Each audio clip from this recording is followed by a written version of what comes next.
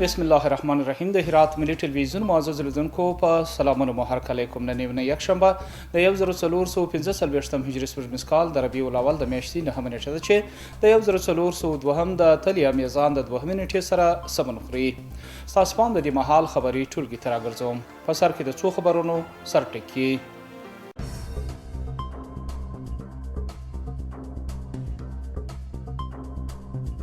د هرات ولایت لیکوال او شاعرانو سره د ملي دفاع وزارت د سرمفتش لیدنه. مفتي حکیمي د امنیت د ارزښت په اړه خبرې وکړې.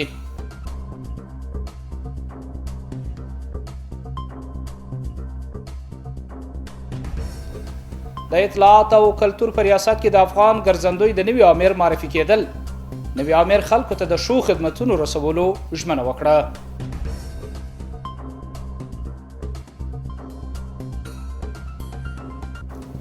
او د حوزه کرباس حوادی سړک د قراچونې پیل. دغه سړک به د 6 میاشتو په موده کې بشپړ شي.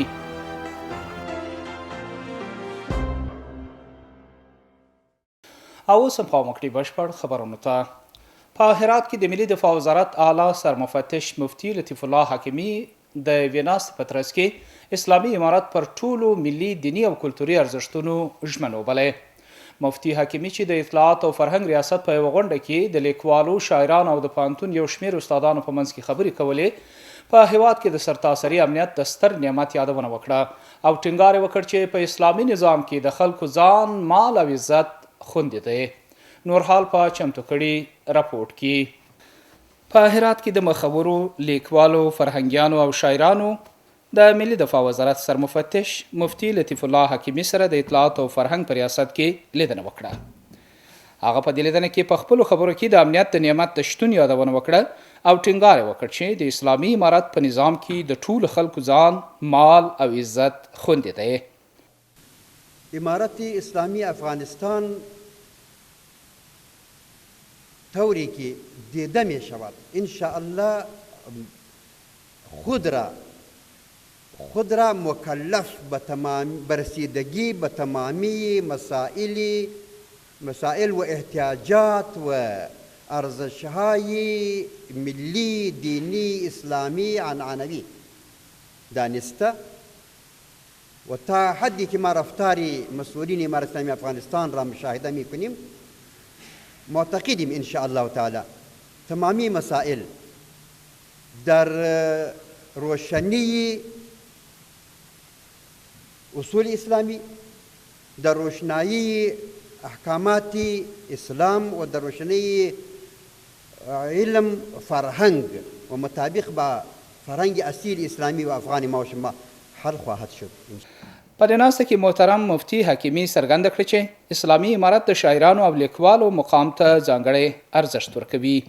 د بل لوري یو شمېر برخوالو د اسلامي امارت څخه د خپل ملاتړ ترڅنګ د ملي دفاع وزارت د متقاعدینو د حقوقو د ورکړې غوښتنه وکړه. همه مجاهدین، همه برادر دور همدیگر استادیم، دیگه اجازه نمیدیم که این وطن باز مورد تاخت تاز سیکولار یا کمونیسم یا دزدای بین المللی که به نام مشاور آمد سرمایه ما بردن، غیر از فرهنگ لجان گذشته غرب به اینجا دیگه چیزی پیاده نکردن. همون بود که به زوالدان تاریخ سپرده شدن. در از د هرات اطلاعات او فرهنګ رئیس ټینګار وکړ چې د هرات ټول خلک په ټولو برخو کې د نظام سره همکار دي. و اینا حاضر هستند به هر قیمتی از سرزمین خود دفاع بکنند. مسئله سرزمین افغانستان مسئله من و تو نیست، مسئله احمد و محمود نیست، مسئله فرد این سرزمین هست. و الحمدلله خوشبختانه که امثال شما که یک در بحث فقه، در بحث فرهنگ و در بحث امنیت و نظامی مسائل در چنین یک مقاطع خوب مصدر خدمت هستین، هنوز هم برای مردم یعنی امیدواری ایجاد میکنه. دا ټول په داسې حال کې دی چې د دې نه مخکې هم په داسې غونډو کې د هرات خلکو د اسلامي امارت نظام سره خپل ملاتړ اعلان کړی دی. د اطلاعات او فرهنګ ریاست د افغان ګرځندوی نوی امیر همکارانو ته معرفي او په خپل کار پیل وکړ. حافظ وکیل احمد زاهد مل د افغان تور د نوي امیر په توګه معرفي شوی او په کار پیل کړی دی. د هرات د اطلاعات او فرهنګ ریاست د فرهنګ او هنر امیر مولوي حمید الله غیاسي د دغه برخې د نوي آمر د معرفي په ترڅ کې هغه ته د بریالیتوب هیله وکړه او د دې آمریت مراجعینو سره د لا ښه چلند لارښوونه وکړه. وروسته د افغان ګرځندوی نوی آمر حافظ وکیل احمد زاهد مل ډاډ ورکړ چې خلکو ته به د خدمت په لاره کې د هیڅ ډول زیار څخه ډډه نه کوي. په دې ناسته کې د پخواني آمر محمد نعیم کریمي د کړنو څخه هم قدرداني وسوه. د هرات ښاروالۍ د حوض کرباس څخه تر هوادي پورې د سړک د قراچونې چارې پیل کړي دي. پر دغه سړک به شاوخوا 40 میلیونه افغانۍ لګښت راسي. دغه سړک چې مخکې تر شاتګ ترسره شوی و د 2700 متره مربع په اوږدوالي د 2 سړکانو په بڼه د 6 میاشتو په اوږدو کې جوړیږي چې په جوړېدو سره به د سیمې خلکو ستونزې د دې عمله لرې سي. بیا هم چمتو کړی راپورټ. د هرات ښار په 9 ناحیه کې د حوض کرباس څخه تر هوادي کلي پورې غځېدلی سړک د قراچونې چارې د هرات ښاروالۍ د لوري پیل شوې. پر دې پروژې چې 2700 متره مربع اوږدوالی لري شاوخوا 40 میلیونه افغانۍ لګښت راځي. دغه سړک د ویالو سره د 2 سړکانو په بڼه جوړیږي. به دو طرف سرک ساخته میشه و انشاءالله الرحمن حادثاتی که قبلا یا از اثر تصادف موترها و یا شلوغ موترها که مردم بازاب بودن به زور خدا انشاءالله به زودترین فرصت که این امروز عملا میبینیم کار آغاز میشه این رفع خواهد شد و مردم به سهولت زندگی خواهد کرد. د هرات د فواید عامې ریاست مسولان چې د دې پروژې عملي کوونکي دي وایي چې د دې سړک د پخونې او قراچونې چارې به تر 6 میاشتې پورې بشپړ شي. ریاست فواید عامه فقط حساب سرکسازی به دوش ریاست فواید عامه است. احتمال زیاد دارد پیاده و کانال هم ساخته بشه. الحمدلله فعلا هیچ مانع موجود ندارد به خاطر از اینکه مردم واقعا قربانی دادن و اکثر مردم خانه های 2 طبق و 3 طبق چپه کردن و برای سرکسازی آماده شدن. په همدې حال د سیمې یو شمېر اوسیدونکي او د ګذر وکیلان د دې سړک د پیل څخه خوښي څرګندوي او وایي چې په دې سره به د سیمې څخه خاورې او دوړې لرې سي.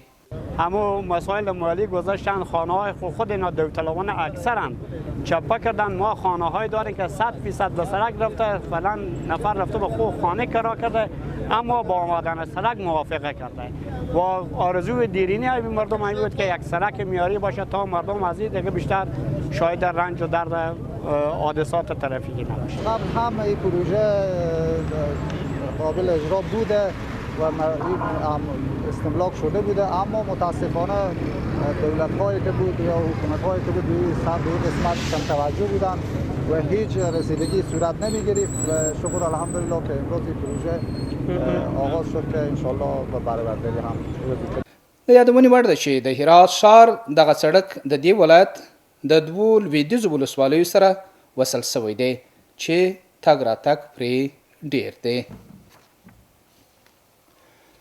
د هرات په عامې روغتیا کې د ګزاڼ کمپاین پیل شو. په دې کمپاین کې د عامې روغتیا رئیس د ولایت مقام د یونیسف اطلاعات او فرهنګ استازو او د یو شمېر دولتي ادارو رئیسانو حضور موندلی و. د عامې روغتیا مسؤلانو ویلي دا په رمان میلادي کال کې د ګزاڼ وروستی پړاو دی چې 4 ورځې په لویدیځه حوزه کې ترسره کیږي. په دې موده کې به 1.3 میلیونه ماشومان تر پوښښ لاندې ونیول شي. هغوی زیاته کړه د نیکه مرغه د تیرو 3 کالو په موده کې په هرات کې د ګزاڼ یا پولیو کومه پیښه نه ده لیدل شوې. هغوی دا راز وایي هڅه مو دا ده چې په لویدیځه حوزه کې ټولو ماشومانو ته واکسین ورسول شي. په سنتي ښارګوټي کې 2 شرکتونه د ژوندانه چاپیریال تر ارزونې لاندې ونیول شوه. د هرات د چاپیریال ساتنې ادارې اړوندې برخې د سنتي ښارګوټي د ارغوان سړک د 2 کارخونو څخه ارزونه وکړه چې پر چاپیریال کوم اغیزه لري او کنه. د دې پلاوي د لوري د دې 2 شرکتونو کارکونکو ته د چاپیریال ساتنې قوانین او مقررات تشریح او ابلاغ شوه. د ګلبهار او ګلفام خوراکي توکو شرکتونو څخه دغه څېړنه ترسره شوې ده. دغه دواړو شرکتونو مسؤلین مکلف شو چې د چاپیریال خوندي ساتنې د جواز اخیستو او قوانینو د رعایت په موخه د هرات چاپیریال ساتنې ادارې ته ورسي او خپل اسناد بشپړ کړي. قدرمن لیدونکو په دې برخه کې د خپل همکار څخه غواړو چې د سبا ورځې د هوا حالات وړاندې کړي.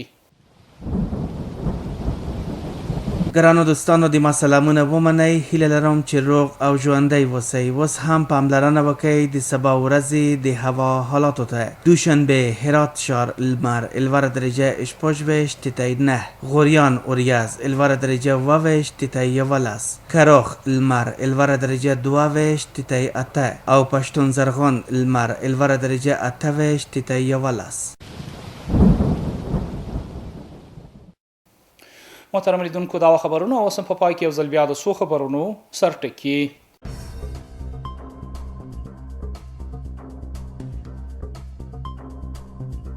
د هرات ولایت لیکوال او شاعرانو سره د ملي دفاع وزارت د سرمفتش لیدنه مفتي حکیمي د امنیت د ارزښت په اړه خبرې وکړې.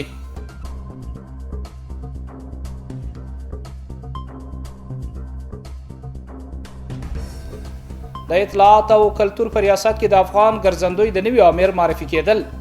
نوي امیر خلکو ته د ښو خدمتونو رسولو ژمنه وکړه.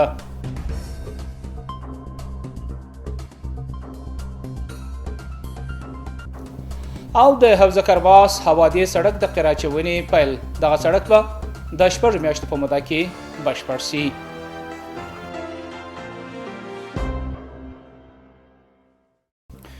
محترم لیدونکو دا د دې مهال خبرې ټولګه چې ستاسو درنو حضور ته وړاندې سوه. تر بیا مو په لوی او بښونکي خدای سپارم. هر چیرې چې اوسئ خوشحاله شپې ولرئ.